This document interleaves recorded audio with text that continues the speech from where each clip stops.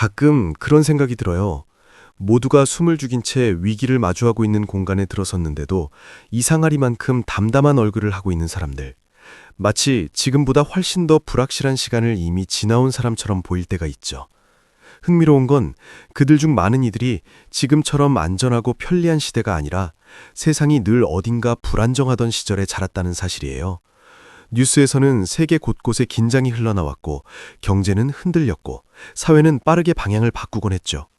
그런데도 그들은 움츠러들기보다 어딘가에 단단히 심겨있는 자신감을 키워냈어요.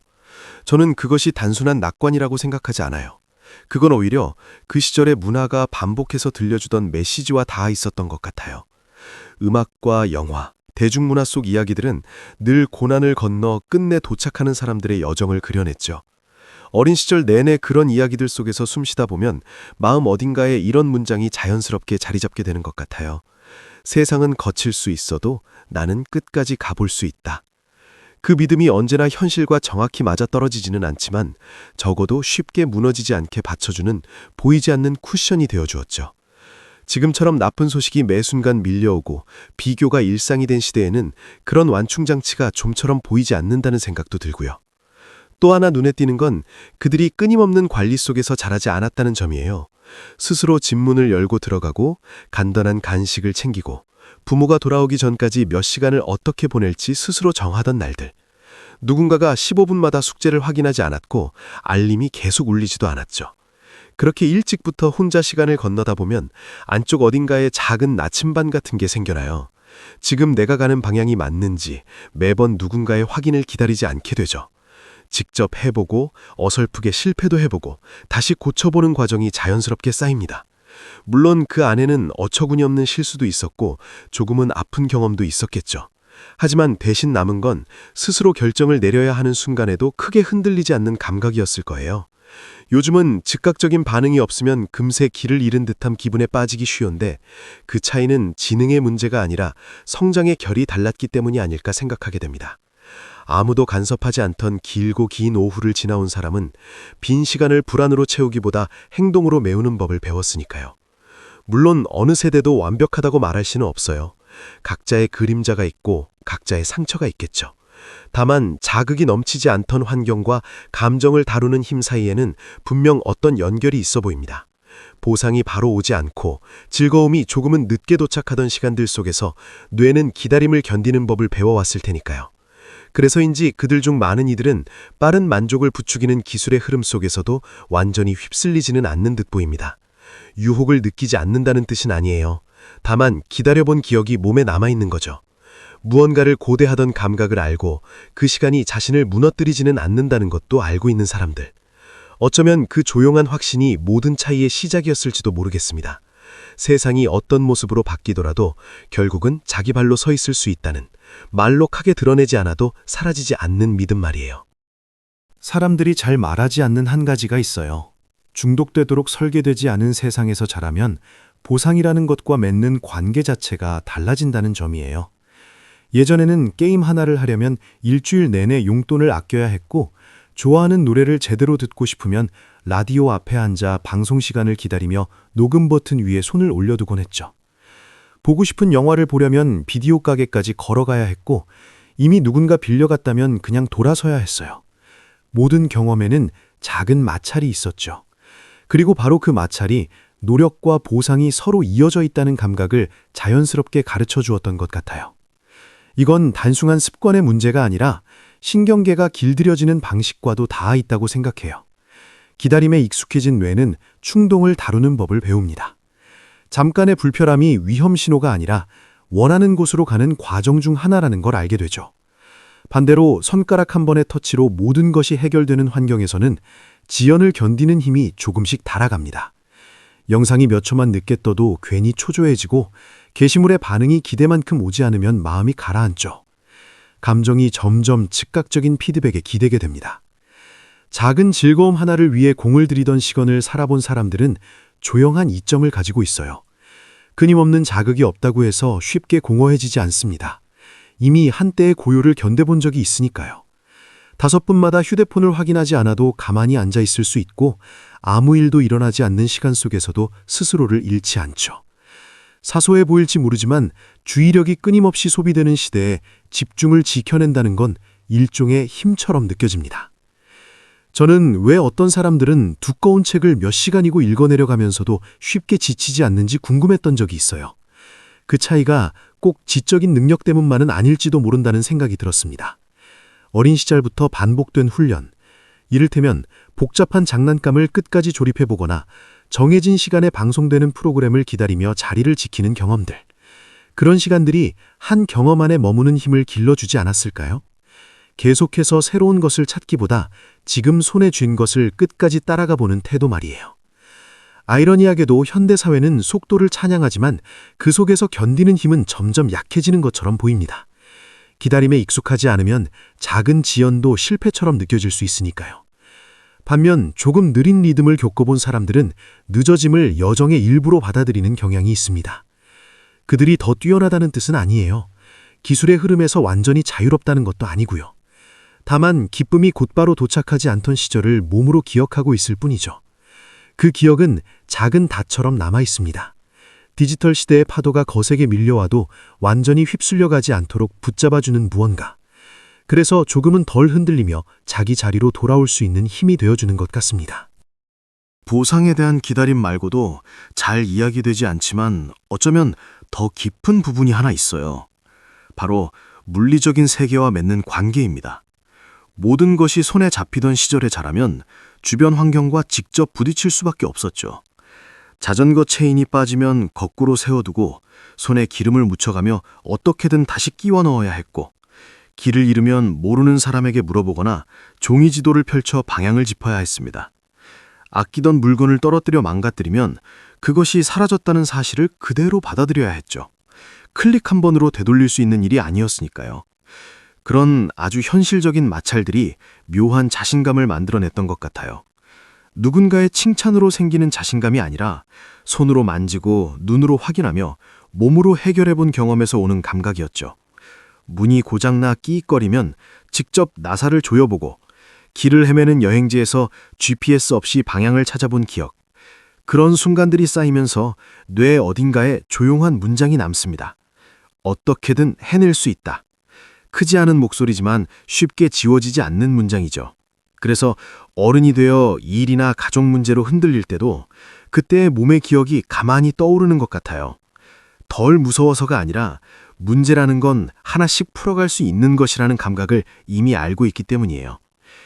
요즘은 많은 것들이 디지털로 옮겨가면서 물리적인 마찰이 거의 사라졌죠.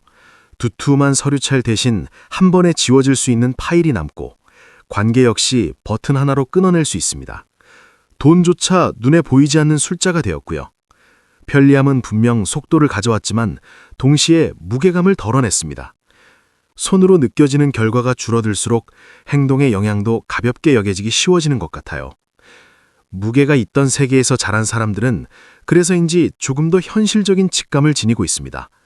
모든 것에는 값이 따른다는 사실을, 돈의 의미를 넘어서 시간과 수고의 차원에서 이해하고 있죠. 그래서인지 누군가가 쉽게 당황하는 상황에서도 비교적 차분해 보이곤 합니다. 불편함에 낯설지 않기 때문이에요. 삶이 언제나 매끄러워야 한다고 전제하지 않으니까요. 물론 바깥에서 뛰어놀았다고 해서 모두가 단단해지는 건 아닙니다. 하지만 기술이라는 완충장치 없이 현실과 부딪혀볼 기회, 넘어지고 다시 일어날 수 있었던 경험은 분명 어떤 면역에 감깁니다. 몸으로 문제를 풀어본 기억이 있는 사람은 형태가 보이지 않는 혼란 앞에서도 완전히 무력해지지는 않아요. 정보의 파도가 더 거센 시대일수록 그렇게 손에 잡히는 경험에서 비롯된 자신감은 조용하지만 오래가는 힘이 되는 것 같습니다. 요즘 점점 보기 어려워지는 능력이 하나 있다고 느껴요. 바로 한순간에 온전히 머무는 힘입니다.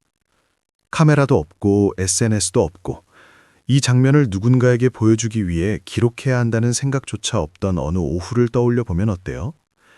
놀이터에서 그냥 웃고 그냥 뛰고 그저 재미있어서 소리를 내던 시간들.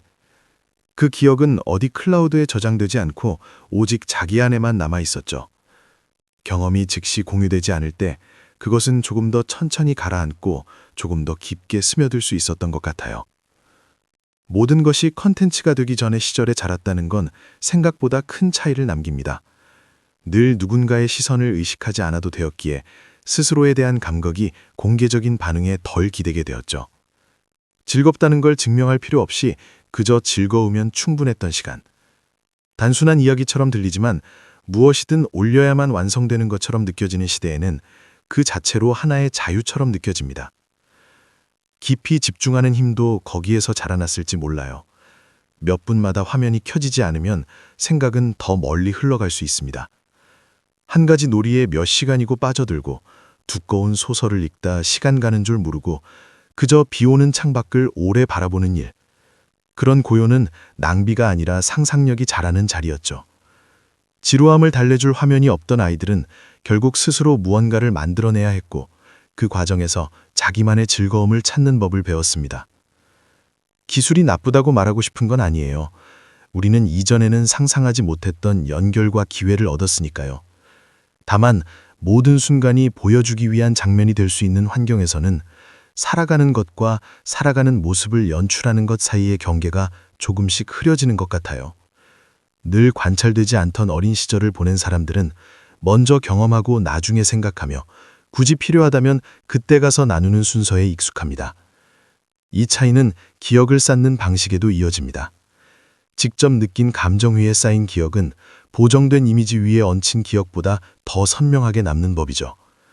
어느 여름날을 떠올리면 풀냄새와 땀의 감촉, 멀리서 터지던 웃음소리가 함께 살아납니다. 그런 장면들은 필터가 없어도 충분히 빛나고요. 그래서인지 지금처럼 소란스러운 현재를 지나면서도 그들은 안쪽으로 조용히 물러설 수 있는 공간을 지니고 있는 듯합니다. 경험의 가치는 조회수나 타인의 인정에 달려있지 않다는 걸 이미 몸으로 알고 있기 때문일지도 모르겠어요. 그렇다면 결국 이 모든 이야기는 어디로 이어질까요? 저는 이것이 어떤 세대가 더 뛰어나다거나 더 강하다는 결론으로 흘러가야 한다고 생각하지 않아요. 다만 그들은 조금 다른 환경에서 단련되었고 그 환경이 우연히도 지금은 점점 보기 어려워진 능력들을 길러냈다는 점이 중요하다고 느낍니다. 노력에는 의미가 있다고 믿어본 경험, 매일 스스로 집문을 열고 들어가던 저녁, 작은 즐거움을 위해 몇 주를 기다리던 시간, 물리적인 세계와 직접 부딪히던 감각, 그리고 관객 없이 살아보았던 나날들. 그런 기억들이 모여 비교적 단단한 심리적 구조를 만들었겠죠. 그것이 스트레스를 완전히 막아주지는 않지만 모든 일이 즉각적으로 풀리지 않는다고 해서 곧바로 무너져 내리지는 않게 해줍니다. 핵심은 과거를 미화하는 데 있지 않은 것 같아요. 우리가 편리함을 얻는 대신 무엇을 내어주었는지를 돌아보는데 더 가깝겠죠. 더 빠른 속도, 더 넓은 연결, 더 많은 선택지. 하지만 그 이면에는 낮아진 인내심과 얇아진 내구력, 그리고 외부의 반응에 더 쉽게 흔들리는 자아가 함께 자리하고 있는지도 모릅니다. 보상이 너무 빨리 도착하면 그것을 쌓아 올리는 법을 잊기 쉽고, 길이 늘 안내되면 스스로의 감각을 신뢰하는 일도 줄어들죠. 모든 순간이 방송될 수 있는 환경에서는 보이지 않는 시선을 상상하며 살아가게 되기도 하고요. 조금 느린 리듬 속에서 자란 사람들은 침묵을 그다지 두려워하지 않는 듯합니다. 생각과 함께 더 오래 머물 수 있고 답장이 바로 오지 않아도 크게 동요하지 않죠. 소음이 가득한 세상에서 그런 고요는 보이지 않는 경쟁력이 됩니다. 현대를 거부해서가 아니라 그것에 전적으로 기대지 않아도 되는 내면의 닻이 있기 때문일 거예요. 흥미로운 건 이런 자질이 출생연도에 묶여있지 않다는 점입니다. 특정 세대의 전유물이 아니죠. 결국은 우리가 어떤 방식으로 환경과 관계 맺느냐의 문제에 가깝습니다. 의조적으로 약간의 마찰을 만들고 조금은 기다려보고 기기 없이 머무는 시간을 늘린다면 비슷한 힘은 누구에게나 다시 자라날 수 있을 거예요. 질문은 누가 더 나은가가 아니라 우리는 무엇을 붙잡은 채 미래로 갈 것인가 일지도 모릅니다. 어쩌면 그 시절에서 가장 귀하게 남은 건 낡은 카세트 테이프나 오래된 게임기가 아니라 현실을 마주할 수 있다는 감각이었을지도 모르겠어요.